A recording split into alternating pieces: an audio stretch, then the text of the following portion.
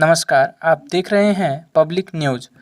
बिहार में जैसे ही पंचायत चुनाव का आगाज हुआ है, उसी दिन से सभी प्रत्याशी अपने अपने पंचायत क्षेत्र में जोरों शोरों से लगे हुए हैं और क्षेत्र में भ्रमण कार्य चल रहा है।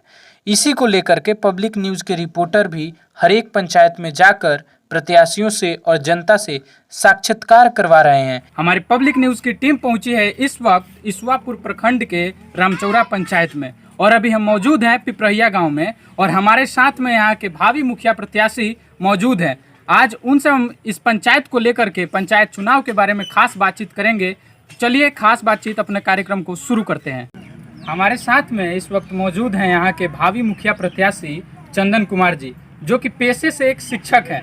हम इनसे ये जानना चाहेंगे कि अगर ये शिक्षक हैं तो इन्होंने अपना राजनीति में कदम कैसे बढ़ाया।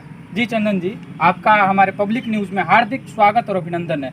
हम आपसे ये जानना चाहेंगे कि आप शिक्षक हैं और राजनीति में क्यों उतरे, किस मकसद से उतरे।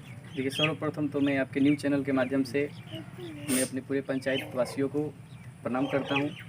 और ये जो राजनीति का सफ़र रहा है शिक्षक के बाद, तो मेरा यही तजुर्बा रहा है कि जब मैं शिक्षक था और अभी भी हूँ वर्तमान में और आगे भी शिक्षक रहूँगा, तो मैं इस माध्यम से बहुत से बच्चों का मदद करता था। लेकिन मुझे महसूस हुआ कि अगर बड़े लेवल पर शिक्षा को बढ़ावा देना है और बदलाव लाना है तो इसमें मुझे राजनीतिक मदद की ज़रूरत है। और जो कि अगर राजनीति में मैं खुद उतरने का प्रयास किया और इस बार मैं मुखिया पद से चुनाव लड़ रहा हूँ। जैसे कि आप मुखिया पद से चुनाव लड़ रहे हैं, तो इसमें लोगों का सपोर्ट था या फिर अपने इच्छा से खुद चुनाव को लड़ रहे हैं? जी नहीं, ये मेरा पर्सनल कोई इच्छा नहीं था। हम लोग के पूरा पिपरहिया गाँव भर में मैं एकमात्र मुखिया उम्मीदवार हूँ और ये पूरे गाँव के और जैसे कि आप देख रहे हैं कि ये हम लोग का जो सीट है ये रिजर्व सीट है और रिजर्व में हम लोग का ये एससी सीट है। तो यहाँ पे देखा गया कि भाई अगर मान लीजिए मुखिया पद के लिए सब लोग अंगूठा छापी चुनाव लड़ेगा तो फिर पढ़े लिखे लोग फिर बेकार काम करेंगे। बहुत बढ़िया कहा आपने, बहुत बढ़िया बोला कि अगर पढ़ा लिखा कोई नेता होगा तो उसको पंचायत में ये मालूम रहेगा, जानकारी रहेगा कि मुझे काम क्या करना है। यही आपका कहने का मतलब है ना? जी हाँ। अगर हम जानते ही नहीं है किसी चीज़ के बारे में तो हम क्या करेंगे। इसीलिए हमारे साथ में जो मौजूद हैं वो एक शिक्षक है और शिक्षक उम्मीदवार बहुत कम आपने देखा होगा कि कोई पढ़ा लिखा चुनाव में, और वो भी मुखिया का चुनाव लड़ रहा होगा। जी हाँ, तो हमारे गांव के लोगों ने सपोर्ट किया कि भाई आप पढ़े लिखे उम्मीदवार है, तो अगर आप अपने गांव को साथ लेकर के चलते हैं तो इससे गांव को ही नहीं बल्कि पूरे पंचायत को एक बहुत ही अच्छा उम्मीदवार मिलेगा।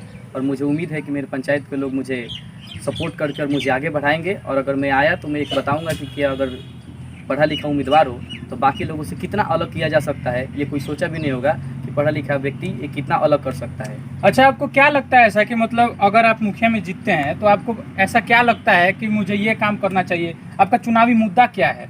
देखिए, कहने का मतलब है कि चुनाव के लिए मेरे पास कुछ स्पेशल मुद्दे हैं जो कि यहाँ के मैं गारंटी के साथ कह सकता हूँ कि जितने भी उम्मीदवार हैं उनके पास वो मेरे पास जो स्पेशल मुद्दे हैं वो नहीं होगा। देखिए, यहाँ के कहने के लिए तो मुखिया जो चुनाव लड़ता है उनको 2 ही 4 मुद्दे मालूम होते हैं और वो जानते हैं कि कितना सड़क बनवा लेना है कि नहीं।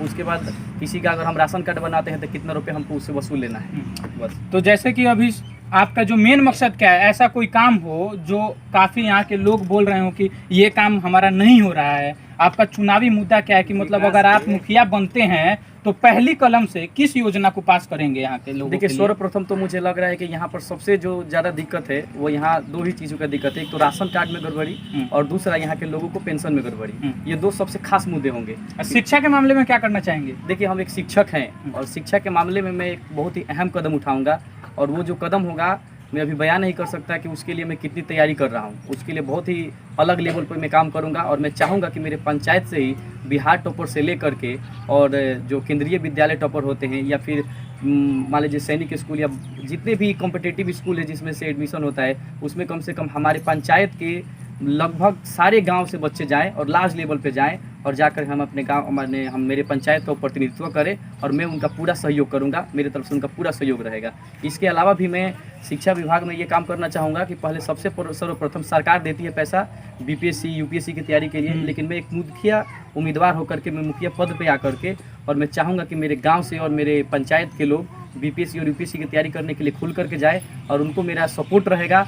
और मेरे हिसाब से उनको मैं अभी तो नहीं कह सकता, लेकिन फिर भी एक मंथली हिसाब से मैं उनको वो आर्थिक सपोर्ट करेंगे कि वो जाकर के बीपीएससी और यूपीएससी की तैयारी कम से कम IIT जेईई और जितने भी नीट लेवल के एग्जाम जो यहाँ के कोई भी बहुत ही कम सामान्य वर्ग के लोग नहीं कर पाते। गांव के बच्चों के बारे में आपने इतना कुछ सोचा वो बहुत है, क्योंकि गांव के जो बच्चे हैं 10th 12th कर लेते हैं, लेकिन उनको अभी तक अगर देखा जाए तो उनको यही नहीं मालूम है कि मुझे मेन मकसद में मेरा क्या है जी। अगर आप ये जो बोल रहे हैं, अगर आप ऐसा करते हैं तो गांव के लिए बहुत बढ़िया उदाहरण रहेगा और सभी लोगों के लिए ऐसा उदाहरण रहेगा आपके बारे में।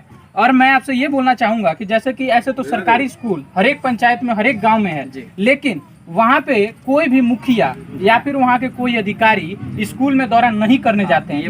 इसके उपलक्ष्य में क्या बोलना चाहेंगे? देखिए, ये बात हम अपने पंचायत में घूम घूम हम पहले भी बता चुके हैं कि मेरा यही खास मुद्दा था कि देखिए यहाँ का जो मुखिया होते हैं वो आज तक कभी भी स्कूल का मुंह नहीं देखे हैं। ये नहीं देखते हैं कि स्कूल में किस प्रकार का पानी गिर रहा है, स्कूल में खेलने के लिए ग्राउंड है या नहीं है, स्कूल में पानी लगा है या क्या लगा है, कितना कचरा लगा है, स्कूल में मच्छर होते हैं तो डेंगू फैलेगा कि नहीं फैलेगा, इन सब चीज़ों पर ध्यान नहीं होता है। बशर्ते कि एक बार वो चाहेंगे तो जा करके टीचर को ही डांटते हैं कि यहाँ पे क्या पढ़ाई हो रहा है, नहीं पढ़ाई हो रहा है, बस इतना ही सोचते हैं। लेकिन वो भी चुनाव के टाइम में जाएंगे या नहीं जाएंगे, फिर 5 साल में तो कभी जाएंगे भी नहीं। ऐसे हम जो मेरा मुद्दा होगा कि मैं कोशिश करूंगा कि मैं अपने पंचायत के सभी स्कूल में जा करके और टीचर से सलाह लेकर के कि इसको और कितना बेहतर किया जा सकता है और स्कूल को किस लेवल से अच्छा किया जा सकता है। उसके लिए अगर फंड की ज़रूरत हो तो मैं फ़ंड के लिए भी अप्लाई करवाऊंगा और फंड लाऊंगा और उस स्कूल को कोशिश करूंगा कि जैसे दिल्ली के स्कूल और जैसे उड़ीसा के स्कूल होते हैं उसी प्रकार हमारे बिहार के और मेरे पंचायत का स्कूल हो। और इस उदाहरण को देखकर इतना अच्छा होगा कि मेरा पंचायत अच्छा होगा, तभी तो बिहार के बाकी लोग जितने भी पंचायत होंगे वे सब कोशिश करेंगे कि क्रमचौड़ा पंचायत का रिकॉर्ड बनाया जाए। और मैं वादा करता हूँ कि अगर मैं मुखिया बनता हूँ तो कोशिश करूँगा कि मेरे पंचायत में इतना विकास हो एजुकेशन में या फिर जो भी विकास करना है मुझे उसमें। बहुत बढ़िया, आपने इतना कुछ सोचा इस पंचायत के लिए। मैं चलते चलते आपसे यही जानना चाहूँगा कि आप मेरे पब्लिक न्यूज़ के द्वारा अपने दर्शकों को क्या संदेश देना चाहेंगे आखिर में चुनाव को लेकर के? देखिए, आप हमसे मुलाकात की इसके लिए मैं आपका आभारी हूँ और मैं अपने पंचायत की जनता से ही कहना चाहूँगा चलते चलते कि देखिए, ये चुनाव है, चुनावी लहर में बहुत सारे नेता आएंगे और जाएंगे। मुझे नेता नहीं बनना है, मुझे आप लोगों का बेटा बनना है। बहुत बढ़िया। और मैं एक ऐसा बेटा बनूंगा कि जो 5 साल के बाद अगर मुझे चुनाव न भी लड़ना होगा तो मैं कभी भी किसी के द्वार पे जाऊं तो मुझे देखिए, मेरा उम्र अभी मात्र 23 साल का है और मैं अभी पूरी तरीके से इस बात से एग्री करता हूं कि मुझे समाज में कम से कम 50 साल और रहना है। तो मैं 50 साल जब भी किसी के द्वार पर जाऊं तो मुझे रिस्पेक्ट दे कि बेटा जब तू 5 साल तक मुखिया था हम लोग को कोई तकलीफ नहीं हुआ, तुमसे कोई शिकायत नहीं है, मुझे इतना ही चाहिए, मुझे पंचायत से और कुछ नहीं चाहिए। बस मैं इस पंचायत को सब दिलों को सबको मैं नमस्कार करता हूँ। बहुत बहुत धन्यवाद हमारे साथ जुड़ने के लिए और अपनी बात को रखने के लिए। इसी के माध्यम से मैं राकेश कुमार सिंह पिपरहिया से